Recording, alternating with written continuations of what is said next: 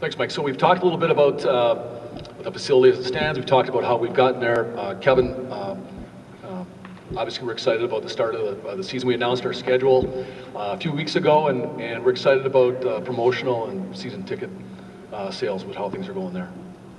Yeah, Paul, I just want to reiterate what Coach Hastings has shared about how excited we are about this partnership with the city and all of the progress. It's been a busy summer for us on a lot of fronts, particularly around the hockey program. You mentioned the hiring of Coach Harrington on the women's side. We're really excited about bringing both of our programs down here and this being truly the home of Maverick hockey for both the men's and women's programs.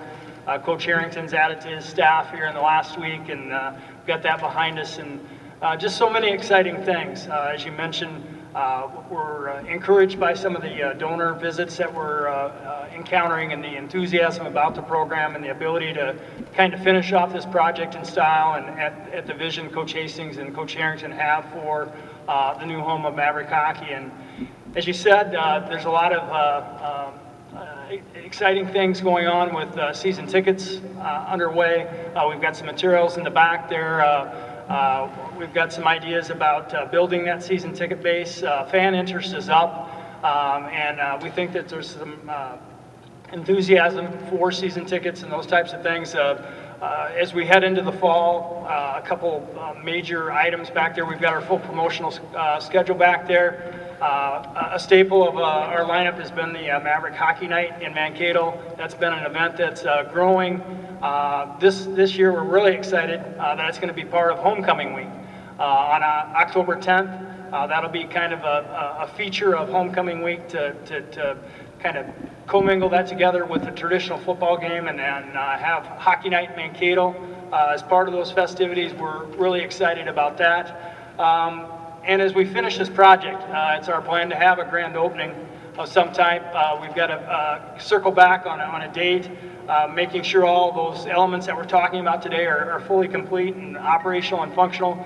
And then we want to have a fan fest and celebrate with the community and our fans, open it up for a behind-the-scenes tour, get people back into those spaces and see the locker rooms, see the new coaches' offices and the training spaces. And so look for more information about that as we get closer to the start of the season and our grand opening down here. We're really excited about that.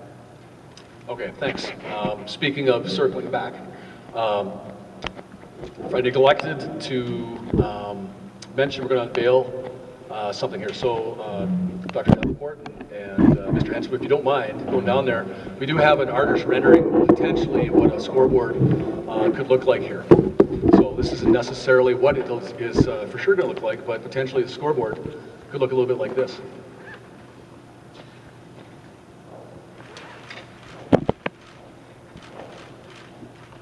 And if you can read what says on the scoreboard, that's the last part of why we're here today. We're announcing today that the university has a recent agreement with Coach Hastings on a new 8-year contract. So, there you go. Congratulations, Coach Hastings.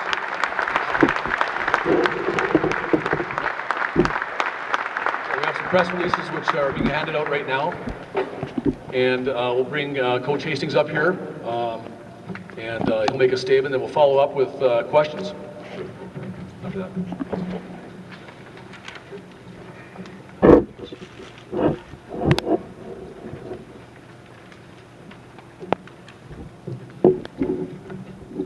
First of all, I'd like to say thank you to President Davenport and the administration for allowing myself, our staff, our players who were kind enough to be here to continue this journey together.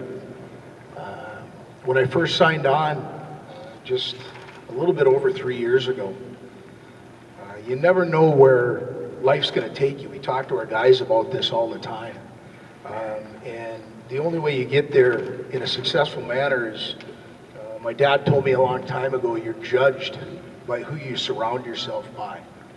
And other than the administration, I was given an opportunity by this group up here to hire whom I wanted to surround myself by. And there are two guys that are here right now that have been instrumental in not only making it a transition where we could be successful on the ice, but have become two very close friends, and I'm lucky to have them. It's my two assistant coaches, Darren Blue and Todd Connaught, who I feel, raise your hands, fellas, right in the back there.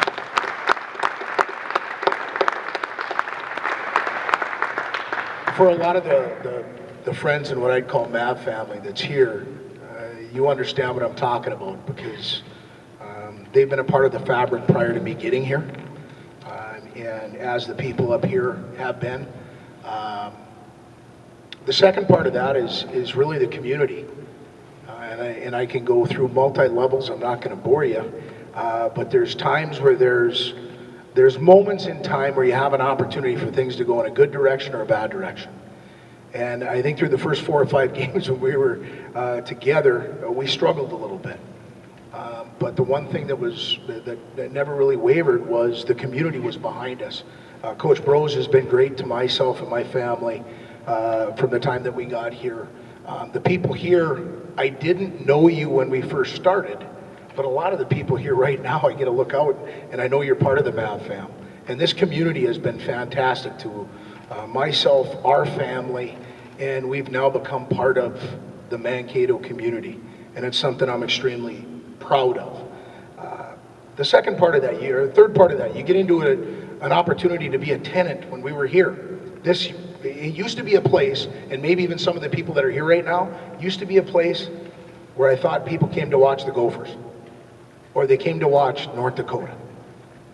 And the progress that we've made through the community, with the university, and to me, the most important piece that you're starting to see now, with the potential of the scoreboard, with what we've got behind us, we've gone from being a tenant to being a partner with the city. And to me, that's exciting from our standpoint, because the last piece of it, I owe a great thank you to the last 3 classes that have gone through this university in our program.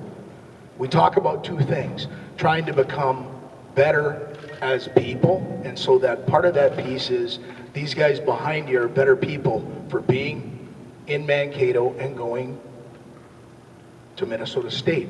The second part of that is we want the university to get better while they're here. And those last 3 classes that went through here, I owe a thank you to, as Darren, Todd, and all of us do, along with the guys that have been here for the ride, my first class, Teddy and your group, now that you're seniors, and the guys that have just come on and everybody in between.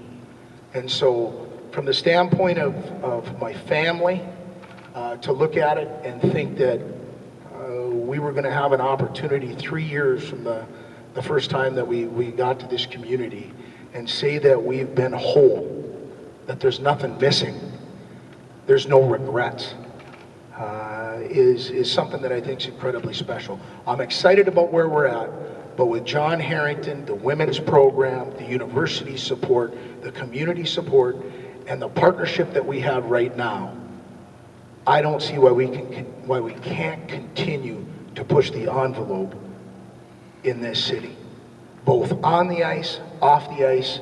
It's something we're all very proud of. I guarantee you 3 years ago, nobody in here thought we'd be where we're at.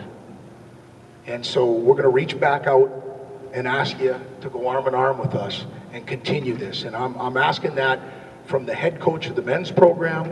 I know the head coach of the women's program. You won't be cheated, because our student athletes are going to be striving to be better on the ice, off the ice, in the classroom, and in the community that we call home. So I just want to say thank you very much for the trust that I have from the administration, the partnership from Pat, Bert, the city, players that are here, and the community that's here. I look forward to our future. Thank you.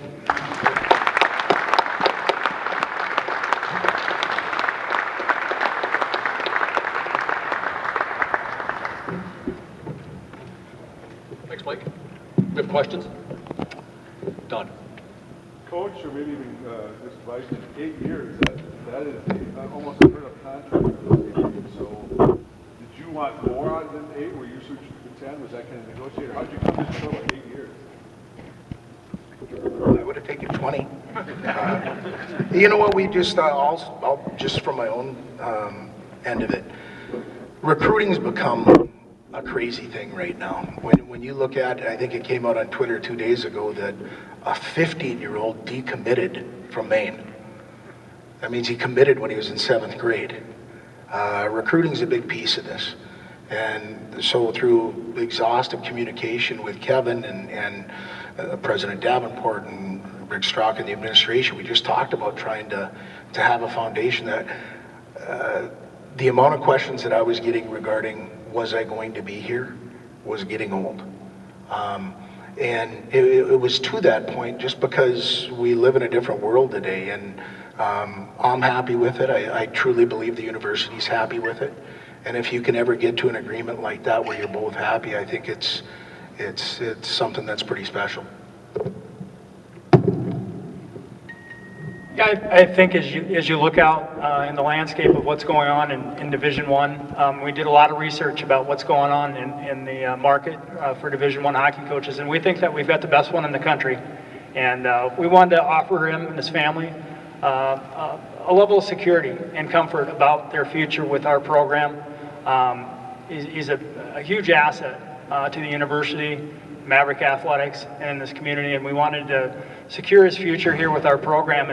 And you're starting to see these longer-term contracts become normative at the Division I level in hockey, certainly in other sports, and in basketball and football and those types of things. And we wanted to ensure his future with the program and make sure that we truly acknowledged the contributions he's made in his first 3 years here.